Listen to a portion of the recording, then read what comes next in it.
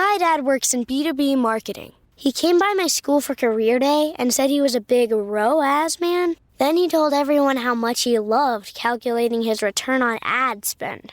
My friends still laugh at me to this day.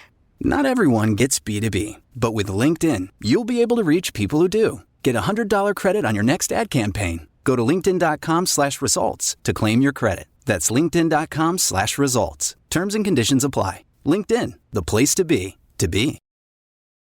This episode is brought to you by Amazon. Sometimes the most painful part of getting sick is the getting better part. Waiting on hold for an appointment, sitting in crowded waiting rooms, standing in line at the pharmacy, that's painful.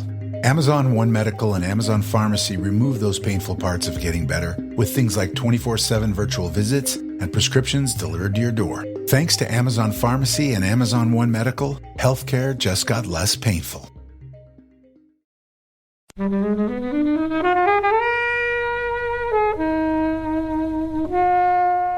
I mean, we're looking right now at a picture of Robert Pattison. Look at those eyes. It's not a bad That Thursday is a night, soul right? of a man that has lived and would know how to both rob your local bank and take you out to your best restaurant. He'd rob you and then he'd be like, okay, that's fine. Yeah, like, you I'll forgive me, accept. right? Like, Okay. Okay. You are listening to episode 78 of Flixwatcher. Hey everybody, and welcome to this episode of Flixwatcher Podcast. Today, myself and Helen Hello. are joined by Corrina Hi. and Sarah Hello. from the Picturehouses podcast, and we're going to be talking about Good Time. Come find us on Twitter at FlixWatcherPod.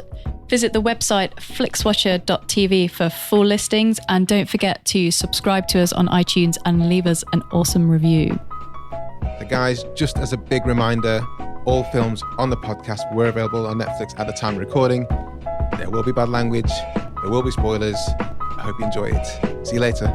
Hello, film fans. Welcome to this episode of the Flixwatcher podcast. In our studio today, our guests are Sarah and Corrina. If you would like to tell our lovely listeners about the podcast that you do, please. So we both are resident co-hosts for the Picturehouse Podcast, which, as our fellow co-host Sam Clement will say, it was one of the first cinema podcasts in the history of the land. So we're very proud of it. The England or the world, the globe. The whole universe. Oh shit. Okay. That's probably a lie, but let's roll with it. But yeah, it's great, obviously. But we talk about all the films that are coming out in the cinematic universe, as well as the ones that are also releasing at all our lovely cinemas across the land. And you guys get to, it's fair to say the format's kind of changed a bit over the past 6 months, hasn't it? It has, yes. We used to have the lovely Simon Renshaw, who will be along as well, when he can. But I'm relatively new to Picturehouse, and I've come along and Sam's kindly asked me if I'd like to get more involved, which I would. I've got a journalistic background and broadcasting background, and I love films and I love talking about films, so it was a no-brainer. Yeah, but the format now is as weekly as we can, and we'll talk about the releases that are coming out in the cinema, not just our cinema, but we also have reviews of the things that we like, the things that we think that people should come and watch, and we look at the box office for our cinemas and the overall cinematic landscape. Yeah. And you guys both get to interview decent people involved in the films, which are... Corrina, you chatted with Spike Lee recently. Oh yeah, me and Spike. Sarah with Chloe Grace Moretz, well, lots of people. Mark Forrester. Yeah, Mark Forrester, Bryan Cranston, which is the highlight of my life. And I bring that up at every cocktail party I'm at. I know Bryan Cranston. Kind of. And they're like, who are you? Don't even go to cocktail parties. I just turn up, run away. So yeah, it's an enjoyable. Because I'm marketing manager of Picturehouse Central, and I run a small blog called Movies on Weekends, and I make films with the Movies on Weekends tag. So I basically live in a world of film. So talking about film is basically my second language, and I enjoy being part of the Picturehouse podcast. It's a lot of good titles and ones that maybe people wouldn't go watch initially. I tend to enjoy the curation. Helen knows I'm a big fan of Picturehouse Central in particular, but I tend to really enjoy the curation that you guys do at Picturehouse, because you have the, Incredibles 2 at the same time as Cold War, at the same time as, quality blockbuster and art house and indie. It's a hotbed of great films that you can watch, whatever your cinematic tastes. So for sure. Well, Central is your favourite Picturehouse, isn't it? Yeah. Do you have a favourite? I suppose you have to say Central if you're... No, I mean, we're not based in Picturehouse Central. We have an office next door, pretty much. It's tough because I would say my heart's with Hackney because I born and bred in Hackney. When I was doing freelancing as a film journalist, I would spend all my days in Hackney and just having my one cup of coffee make the last all day. But I recently took a trip to the Cameo in Edinburgh and oh my God, it's so beautiful. They've done such a lovely job of making the interior very beautifully Art Deco. They've got old cinema posters from way back, and it really is a home of vintage cinema as well as obviously showing all the new releases. So it's beautiful on that one. I'm a big fan of Edinburgh as well, so I think that's perhaps a great combination, isn't it? Yeah. Well, I kind of have to say Picturehouse Central because I'm the marketing I'm looking at you manager like, I dare you to say someone else. But I mean, seriously, if I wasn't at where I used to work, which was Ritzy, which I don't get me wrong, I love Ritzy so much. It's got a good vibe and it's different than any other picture house you've been in. And it's around the corner from me still, so I still visit it. I always spent my time in Picturehouse Central because it's gorgeous. So you walk in and you have that massive chandelier, and it's just an experience going in. Nice. So we're here talking about Good Time, which was your choice, Sarah. Yes, it was. Can you give us a 2-minute synopsis and tell us why you brought this film to our ears? I can give it a go. So Good Time is directed by brothers Benji and Josh Safdie and stars Robert Pattison. It revolves around Connie, who is a petty criminal thief who looks after his mentally disabled brother, Nick. And Nick is currently going through therapy and Connie decides to steal him for one last bank robbery that goes awry and Nick ends up in prison. So the film then follows a whole evening of Connie trying to get the funds to get Nick out of prison. And as classical stories go with petty criminals, it goes awry in very, very, very wrong ways. And it's all about Nick's desperation and how it increases and how that causes more problems for him, really. And I picked this film because I love nothing more than a character spiral on the cinema. Right. But I also love the dual characters that Connie is not a bad character, but he's not a good one either. So his intention. What, a victim of circumstance, you think? He's a victim of circumstance, but he's also got good intentions, but doesn't know how to solve them without committing crimes. So like he just wants to look after his brother, but also he doesn't know how to without stealing from banks or conning people. Yeah, it's very manipulative. Yeah.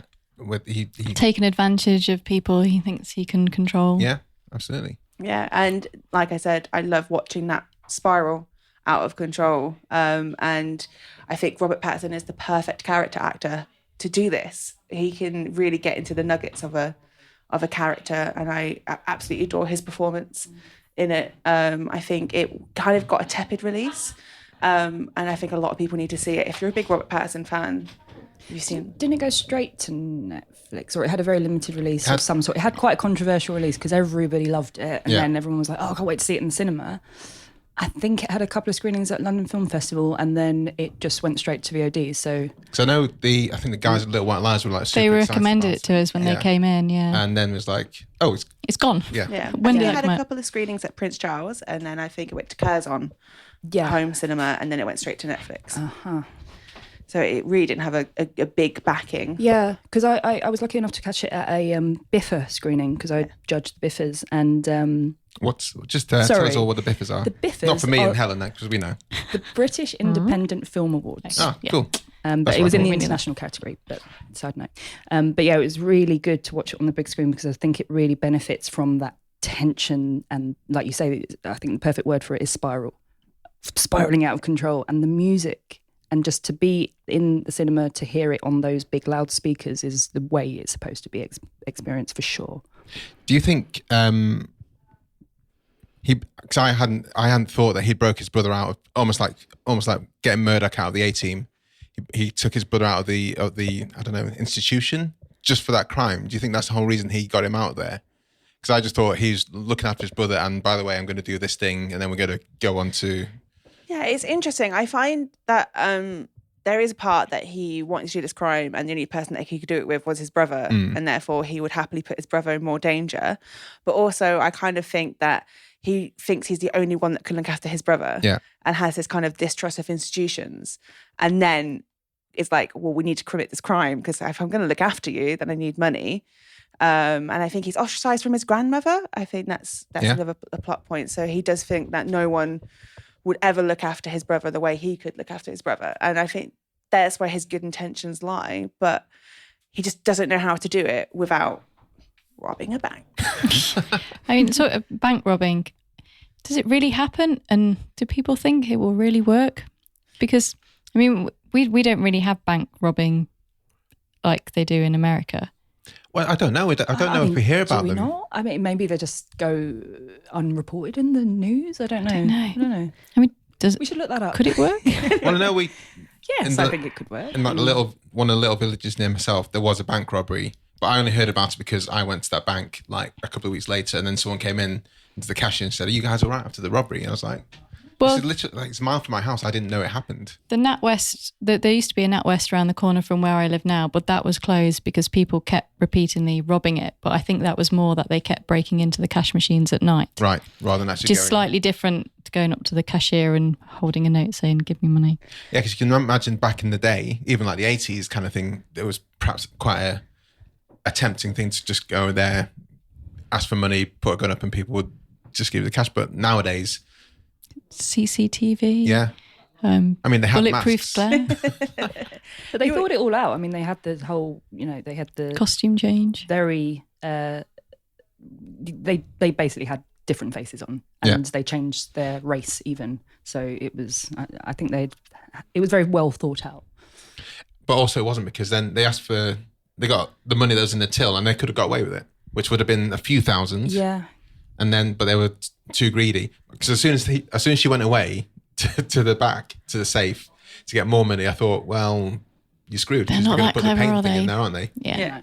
I mean, most bank robbers aren't that clever because you're trying to rob a bank, period, really. So, bit of a dumb thing to do was what I'm trying to say. Catching his brother, I mean, he had to come and his brother got caught after, in the ensuing chase. It was always going to happen, though, wasn't it? Yeah. Yeah, you kind of see that his brother is going to end up on the worst end of the stick for the bank robbery. And, Connie could have easily turned around and been like, yo, it was me. But he doesn't, and spends the entire movie not doing that, which is the first thing he should have done. Right up until obviously the end, where he's like, oh yeah, it was me. And that's the good way. But yeah, his brother, you feel instantly sorry for the brother from the beginning, who is, he just doesn't know what's really going on, and gets taken under this broken wing of his brother. And he's obviously looking up to his brother, so he's going to do anything that he says in order to get that recognition from the cool older brother. The cool. I've been there. I've done that with my sister. My sister told me I could wanted to rob a bank. I'd follow her. Yeah. Well, I don't have an older brother or sister, but I'm sure my younger brother would do exactly as I told her. Let's talk about the spiral, Helen. The spiral down, as Sarah's described it, which I think is a fair description. It's a very fine line between the absurd and the hilarious, because it does just keep getting weirder and weirder to a point where it becomes completely surreal as well. So it's kind of a weird thing, because it's kind of funny, but it's not. But it is really weird. They end up in a ghost house at one point, which is really bizarre and really weird. And there's basically anyone he gets involved with, it does not end well for them in any kind of way. Yeah. He kind of sucks them in, and then they get spat out as soon at the earliest opportunity. Literally spat out. He leaves a trail of unfortunate victims in his wake. And the hospital breakout. Yeah. Oh my God. It's so stressful. I'm getting stressed about it. Obviously spoilers, so I mean we will say now there will be spoilers.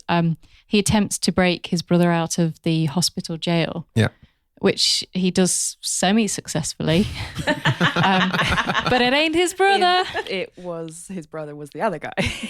How many people? Because I thought, no, that's not going to be his brother. As soon as he saw someone lying in bed with fully covered face, I thought that's not going to be his brother. To be honest, I had no idea what was going to happen. Right. At this point, I was like, well, anything could happen from now. Was it just me? I'm quite naive, and I allow myself to be naive when I'm watching films so that I am allowed that suspense and that surprise, because I like being surprised, so I don't like to guess ahead too much.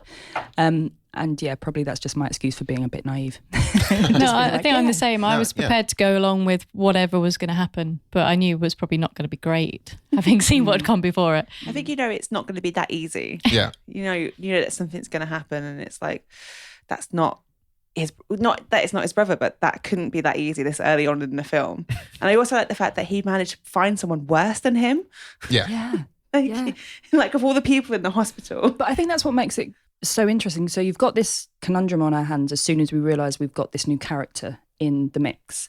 And I think that's where it could go either way of being overstuffed, too complicated or too stressful, but actually it really adds to the narrative and you're suddenly given this whole new story. In a way, that could be a story on its own because the way he recalls, and I love that scene when he's actually recalling how this person who's not the brother got himself there in the first place and how ridiculous that whole story is. But how funny, you're right, how funny it is, but it's also really dark and a mess. Because when he started explaining it, I was like, why are we listening to this thing? Why are we listening to how this guy got into hospital? And then as soon as it finishes, you see Robert Pattison and Connie like looking on Google Maps to work out where it's like a little light bulb goes. Yeah. And I was like, that's quite a nice touch actually. Because in the story, he says about getting out of prison. First thing he does is go on a lash with his friends. One of his friends has made a shitload of acid, which is worth a load of money, and they managed to come across a fair bit of money as well. Get chased by the police, end up in the haunted house thing, which the security guard is. I can't remember his name now. But they end up in the haunted house, but they had to leave all the money there. So Robert Pattinson's like, let's go and get this money because I need this money to help my brother. And it adds to his opportunist personality. He's just like, right, let's go get this. This is what we're going to do. So that was probably one of my favourite parts of it. I was actually thinking it's going away from this story, but then bringing it back to having some kind of focus as to what they're doing. Meanwhile, they've got this young girl in tow as well, who they managed to fully manipulate A, her grandmother, and B, herself into like giving Connie food, a place to stay, hair dye, with near sexual relations. Yeah, which he kisses her so she doesn't see him on TV as an escaped criminal. I don't know how he gets away with it. He doesn't, does he? Well, he manages to string people along for a bit, doesn't he? Because he's all Pats. Sure. I mean, he for all his bad traits, he's also quite a handsome man. And I think he's he's an opportunist. He's walked into this woman's house who's taken him in off the goodness of her own heart and looked after this issue that she doesn't have to at all. But she's like, okay, this guy needs my help. He's got a sick brother. I'm going to look after him. Meanwhile, he's entering into the home, which I think is a really interesting point to the atmosphere of the film because that house adds to the stress. It's so full of crap and it's messy and dirty and claustrophobic and you feel just like, oh, what's going on here? Anyway, the young girl, even just he hears her say, my ex-boyfriend, who is a drug dealer. So he's like, okay, those are the kind of, she likes the bad boys. I think I'm in here. And yeah, she just goes along with it. And she's smoking and she's up all late at night. So she's obviously just fair game, really. But you can tell she's not an idiot. But she's also not the first woman he manipulates because the wonderful Jennifer Jason Leigh, of course, is his usual target for manipulation and money, it would appear. Yeah, we don't see that much of her, which is a bit of a shame. A bit of a shame, yeah. Yeah, she's an unfortunate character, isn't she? Yeah, and she has this really good off-screen mother who riles her up, but actually does the right thing of like, oh, you're with your boyfriend. Let's cancel your card. Yeah. Make sure you don't give him any money. And she has this kind of. Also, what I like is that she has a petulant child voice to her when she's talking to her mother, which kind of is why she'd probably go for a bad boy because she wants to really annoy her folks.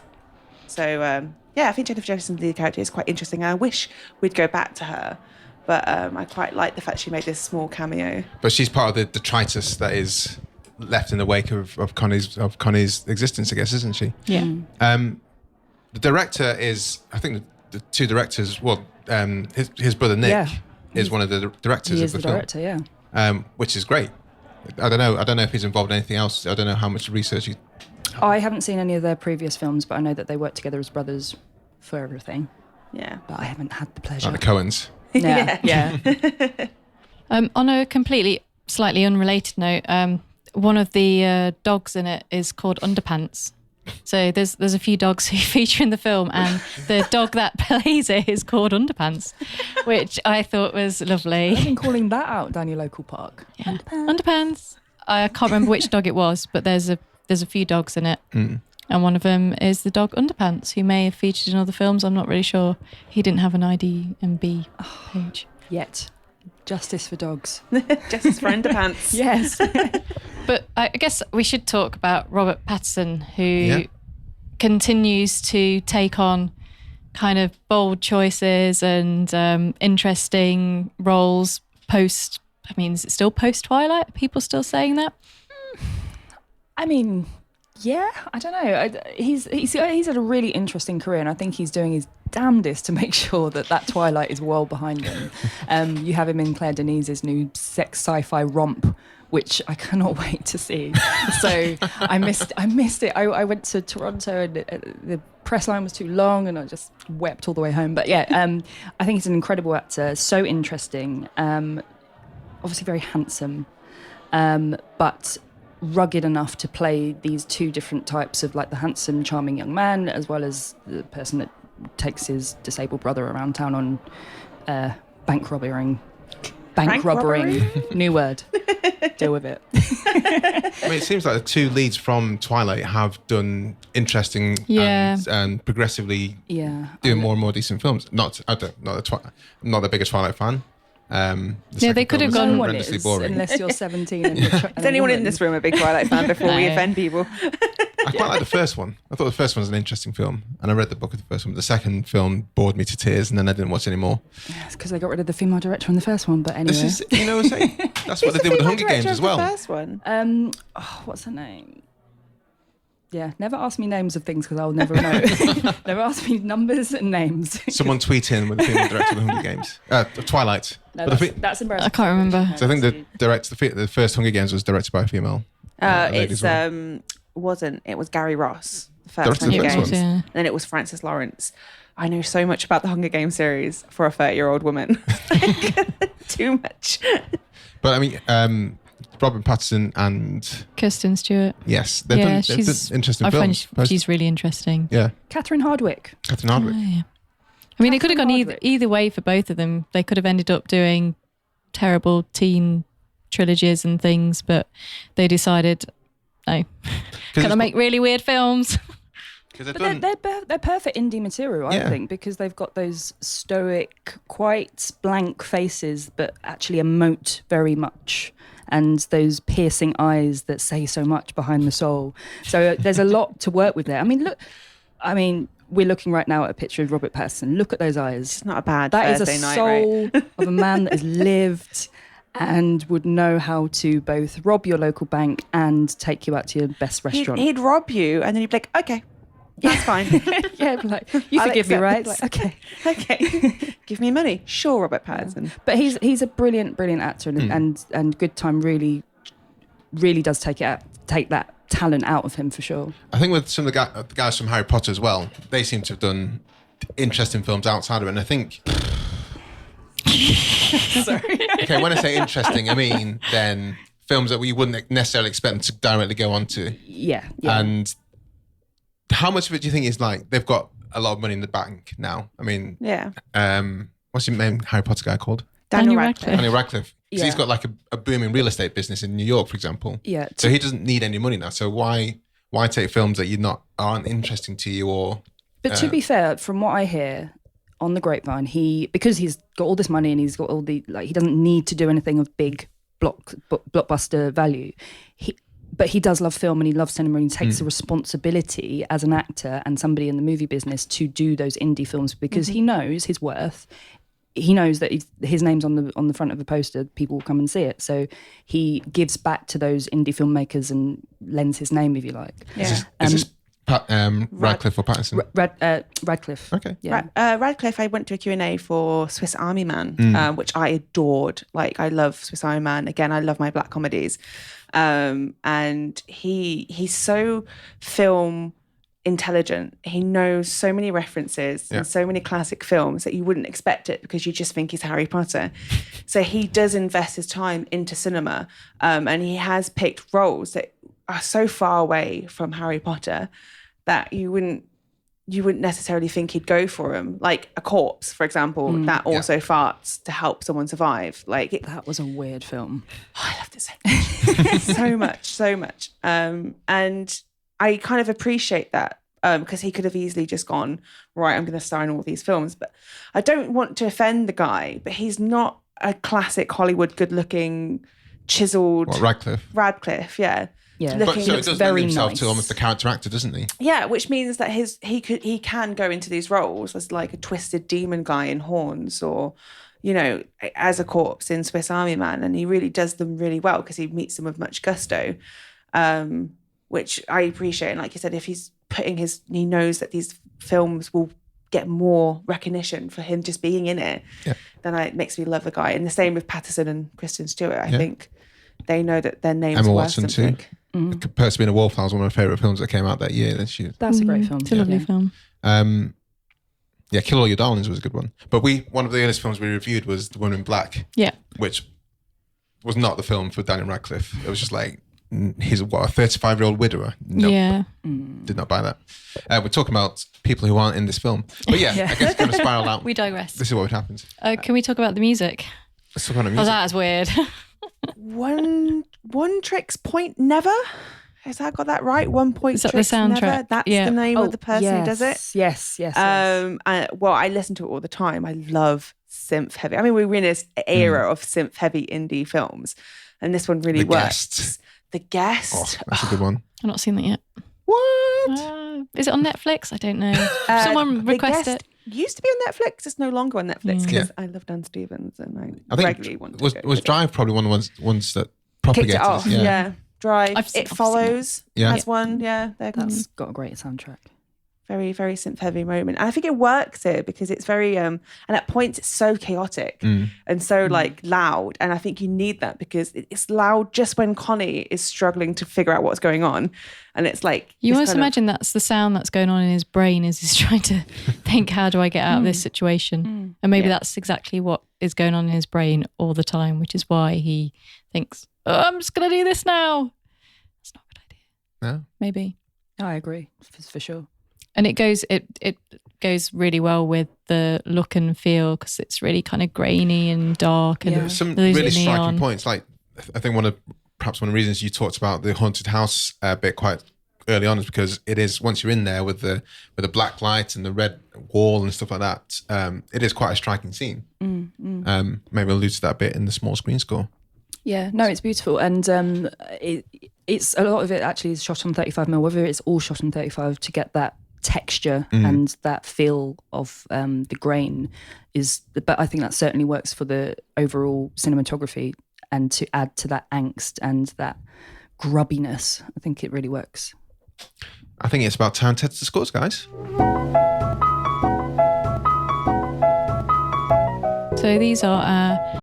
Imagine what's possible when learning doesn't get in the way of life.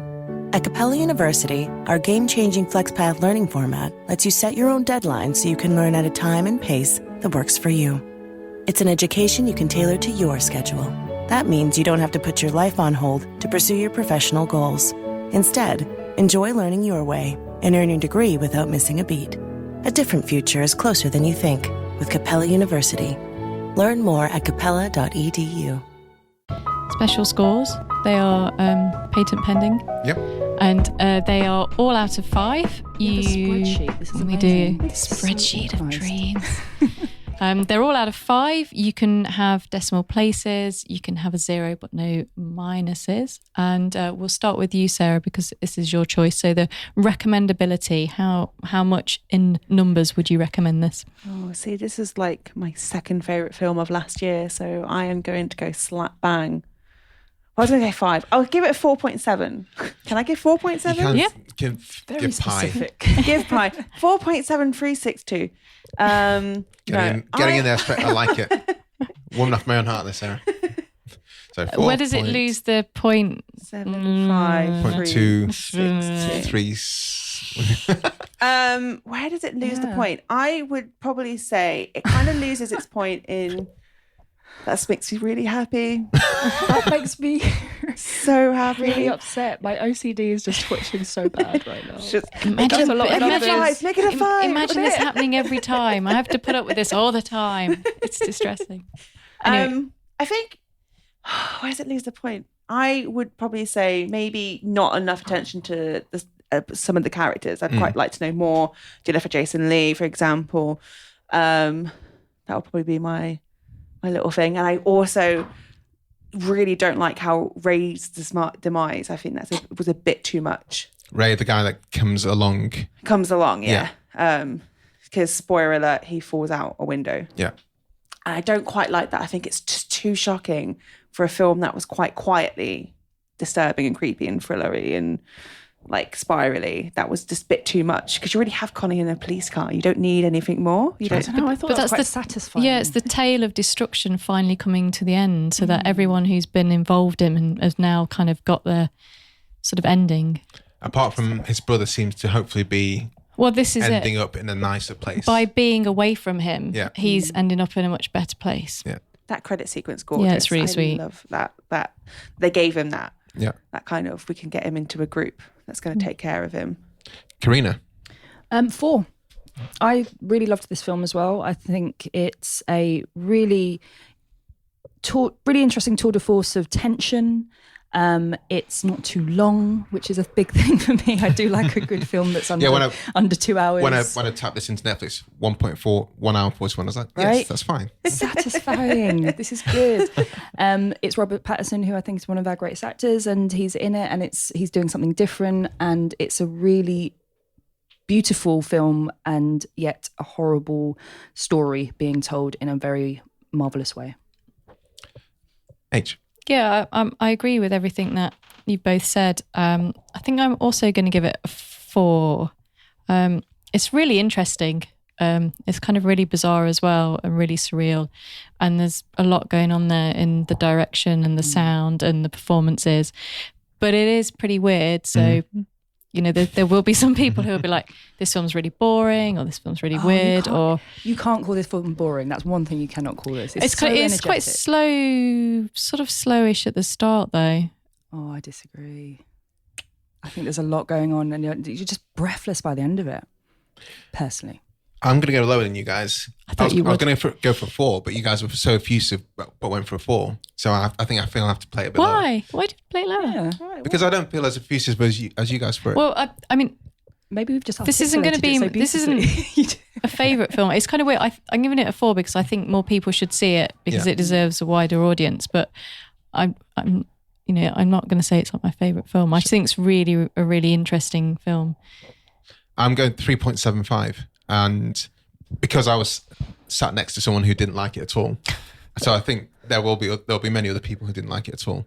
I generally enjoyed the flow of it, but at many points it's kind of exasperated at how easily he managed to con the next person, the girl in the grandmother, then her granddaughter, then the guy who they came across in the car, stealing the body from the hospital, who then turned out to be someone who was then a cohort.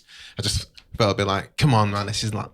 Yeah, but none of those people were alluded to are particularly bright. So, and they're all given the kind of... When we meet them, we're under the impression that they are probably going to go along with what he is because of their situation. But I wasn't a big fan of. It was like 5 or 6 different people along the course of the film that went along with his plans. without much kind of like, no, hold on, let's not do this. I think that's kind of the point. And there's only one review that I've read that has alluded to this quite interestingly, and that's A.O. Scott's New York Times piece. And it's a really sly observation, I think, on New York America in privilege, male white privilege, and how many, if you look at how many black characters there are in that, and the fact that he is pretending to be a black guy doing the robbery, and then throughout the rest of the film, he's basically just getting away with it, and he's just walking through life, which ultimately is what privilege is. But it's done quite on the low, and not many people have kind of picked up on that on any reviews, because I walked out of it going, this is weird and interesting. I was just kind of twitching in the observations of what it really meant and what it was saying about New York and America. And yeah, it was just that one review that was like, okay, I'm not going mad. This is certainly saying something about that. I didn't read that review. I just came to that conclusion by myself. But okay, yeah, 3 points. I think it's still worth watching. And if we are, as Helen and I know many cine literate people, I think, yeah, definitely watch it. But you know, when something just in a film, sometimes it sticks in your craw, even though it is part of the plot. It just doesn't really sit well with you, and that's why it's a bit lower than you guys. Not by much though. Repeat viewing score, Sarah. I've seen it a lot. Oh wow! How many times? I've seen it. Well, I think 4 times is a lot for when I first saw it, which I think was the beginning of this year, end of last year. So that's quite a lot of time. Yeah, I have a good time with good time. I've been trying to get the In All podcast. So I enjoy it. Like you said, it's a very short run time, and that appeases to me so much that if I'm looking for something to watch, it's when I go. It does help. It does help. Yeah. Should we? I mean, as a slight sidetrack, your colleagues starting a new podcast. I was going to say, this is a perfect opportunity to segue to our fearless leader, Sam Clements's new 90-minute podcast. Yeah, 90-minute festival coming podcast. Soon. Yeah. That sounds good. Yeah. Yeah. So anyone's coming on has to pick a film less than 90 minutes. Yeah, I've picked my film, Watch This Space. Yeah, I have a list. And they're all like my favourite films. Yeah, and they're all 90 minutes or less. 90 minutes or less. Yeah, that's the It's good. them the There's rules. a plethora of them, isn't there? Yeah. But it's not as easy as you would think to find a 90-minute or less film. Well, I saw him as we record, it's the weekend after London Podcast Festival, and he was showing me like an email trail he had with someone, and they were like, I've got 2 films, one's 93 minutes, one's 94 minutes. Which one do you prefer? And he's like, no. It's supposed to be 90 minutes or less. Can you not get the idea of the podcast? And it's 90 minutes with credits. That's like into the end of the credits. Yeah. Like you can't go over just a smidge. If IMDb says it's over 90 minutes, it is out. Exactly.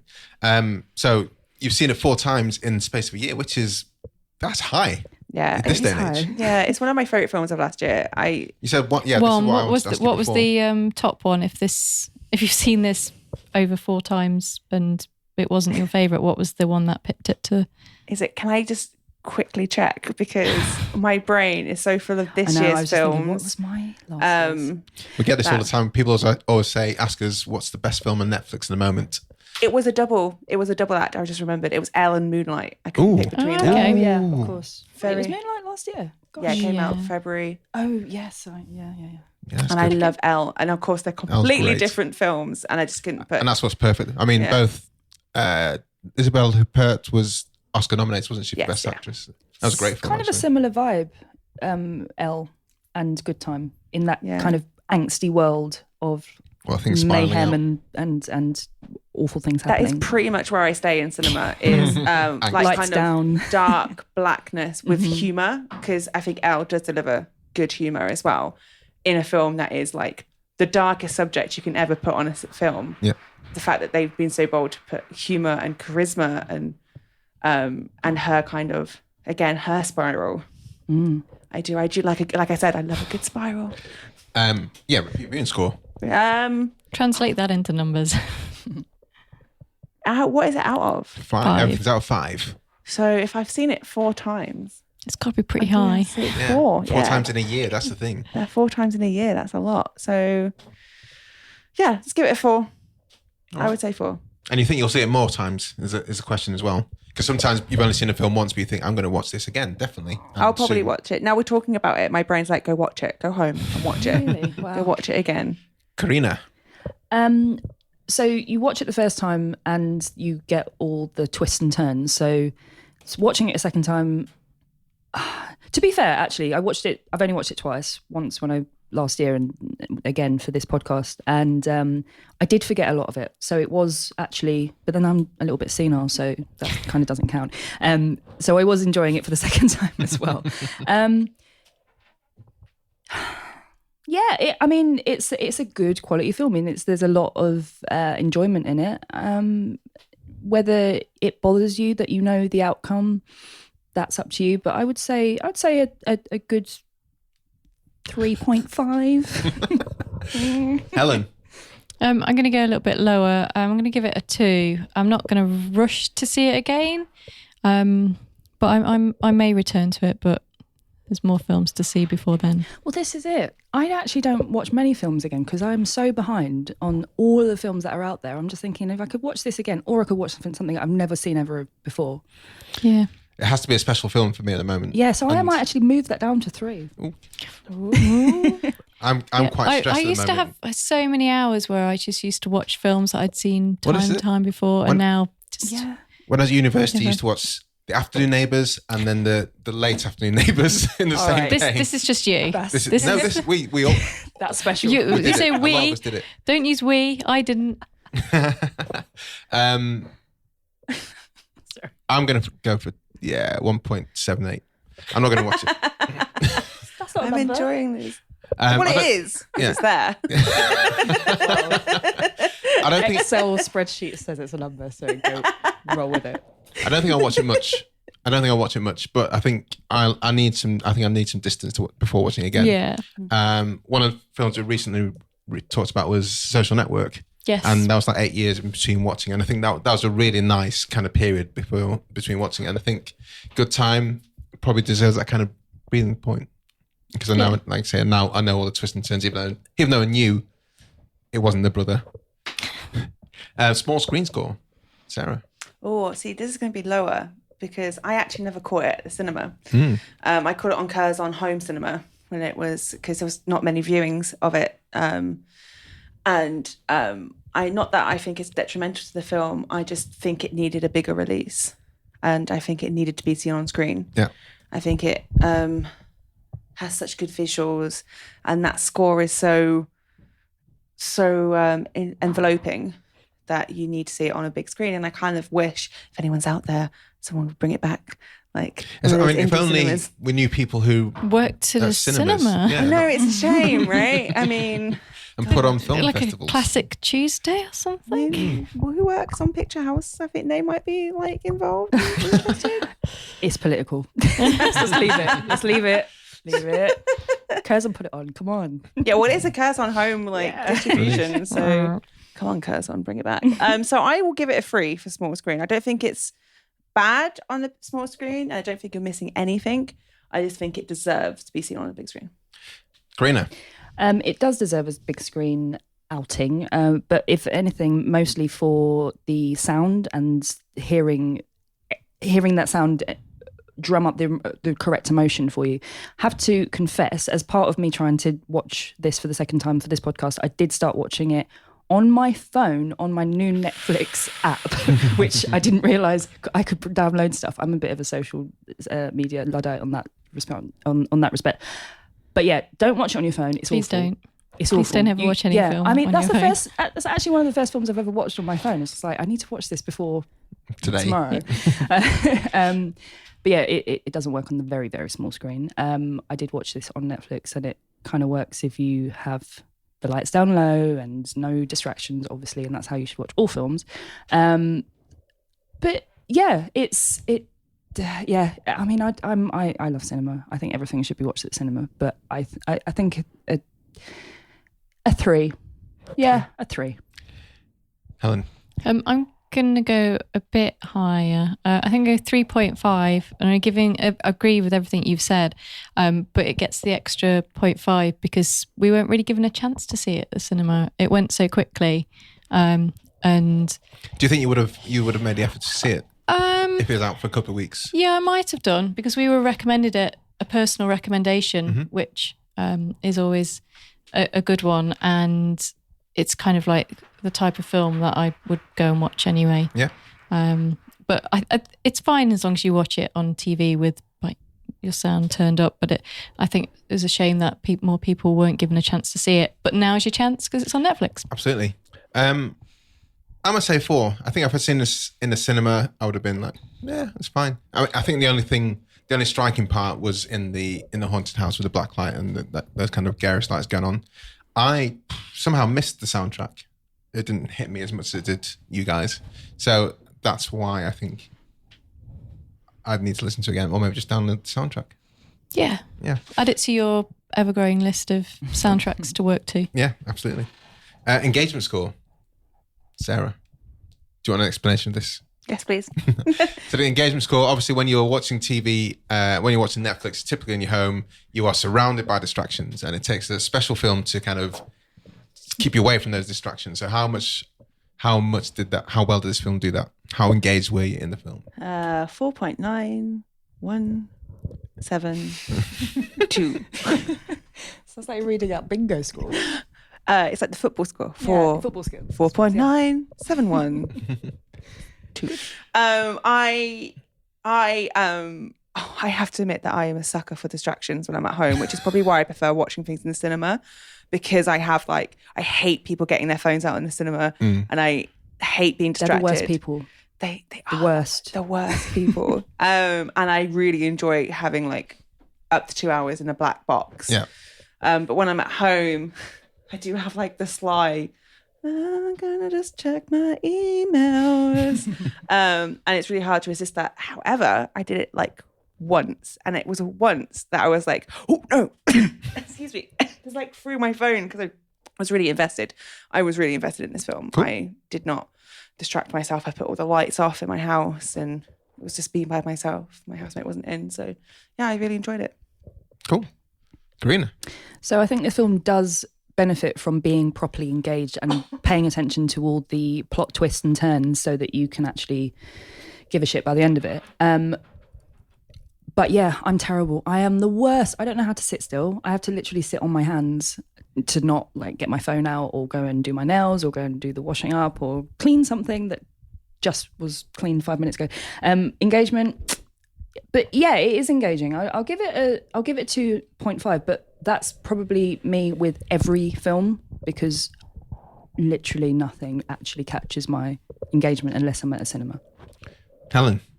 I'm going to give it a 4.5. Probably had a little bit of a nose around director what they'd done before near the start, but after that, pretty much engaged. And I didn't even make a note of how long it was. So you enjoyed it that much? Yeah, I enjoyed it that much that I didn't complain about the length. So 4.5. 4.1. Liked it. And I think I was just kind of brought into how I just wanted to know where it's going to end up. I wanted to know who was going to... What weird shit was going to happen What weird shit. I don't even think it's that weird. I just kind of thought... It's a bit weird.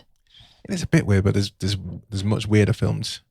But I just kind of think I was kind of taken in by where is this actually going? That was my kind of driving thing that kept me into it. Where is this going? And I'm not going to give away the full spoiler. What happens in the end? Well, I think Sarah did. I think I already did. Yeah. I'm not sure it was that satisfying an ending, apart from the brother. But we'll leave it there. But that gives us a final score of 3.54. That's pretty good. Yeah. Nice. Yeah. I feel bad for my 2.5, but that would be my answer for pretty much everything. I'm feeling really good about my 4.16335 overall score. Yeah, that's good. Pretty good. I think it's the repeat viewing score is the section that let it down the most. Yeah. And I think that's kind of fair enough. Shall we see if Twitter had anything to say? Absolutely. So when we are recording, if you follow us on Twitter, we will put a shout out and you'll be able to see it because it'll have a lovely little GIF there. And we said that we're reviewing Good Time. have you seen it? Tell us your thoughts for an on-air shout out on Flixwatcher, and we asked for your 5-star review as well. So what did we have? Sarah, would you like to read that out? This is from Death by Film, who gave it 5 stars, and I agree with them. One of the best movies of 2017, and Pattison should have been nominated for an Oscar. I queried that. I have seen this. Yeah. So 2017 was Death by Film said Denzel Washington should have replaced. Pattison should have replaced Denzel Washington, which was for Fences. The other nominees were Viggo Mortensen for Captain Fantastic, Ryan Gosling for La La Land.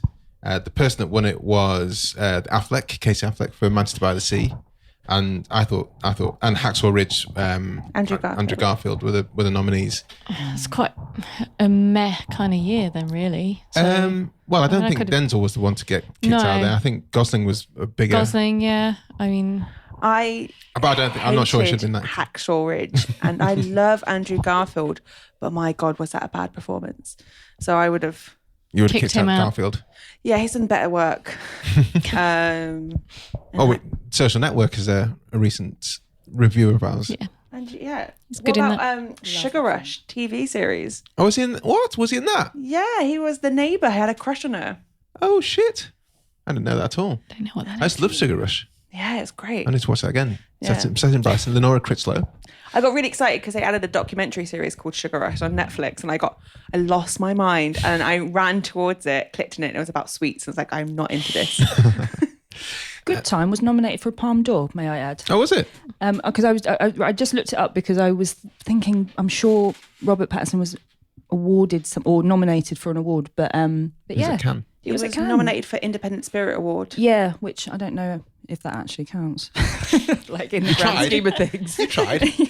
And the best, it did nominated for best soundtrack at Cannes as well. So there you go. Cool. Yeah, I definitely need to get that on Spotify. Guys, can you tell us as a sign off where we can find you online and say sayonara in whichever language you want to do?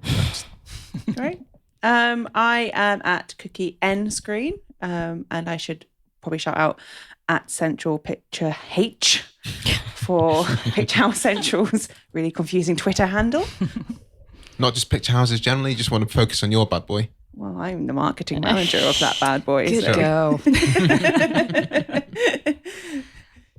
My name on Twitter is Corrina, double R, 1 N and a C. Corrina. Wasn't that a film by... With Whoopi Goldberg. Yeah. It was not great. Okay. But we don't talk about that. Every time I see your Twitter handle, Whoopi fans don't talk about that. Yeah. All I get is Wycliffe Sean going, Corrina, I mean, in my head. There are a lot of songs with my name in it. I was named after the Muddy Waters version. My mum was a blues fan. She knew what she was doing. She knew what she was doing. Yeah. Spike Lee actually sang my name. This is a name drop when I interviewed him. He was just like, Corrina. I was like, oh my God, Spike Lee's singing my name. This is amazing. So I just wanted to bring that up. Do you go to cocktail parties now? Of course, yes. Spike Lee sang my name. I say it every day on the way to work. Just like, by the way. Anyway, no, Corrina on Twitter, and also Bechtel Test Fest is my side hustle, and you can get that at Bechtel Test Fest, and then obviously at Picture Houses for the full Picture House experience online. Cool. Thank you very much, guys. Thanks for coming on. Thank you. Bye. Thanks for listening. As always, you can find us on iTunes. Do subscribe and leave us a nice review if you feel like it. You can find us on Twitter at FlixWatcherPod, and the website is flixwatcher.tv. Thanks, as always, to the mighty people for their mighty, mighty tunes, and thanks to Brendan Russell for his awesome editing skills.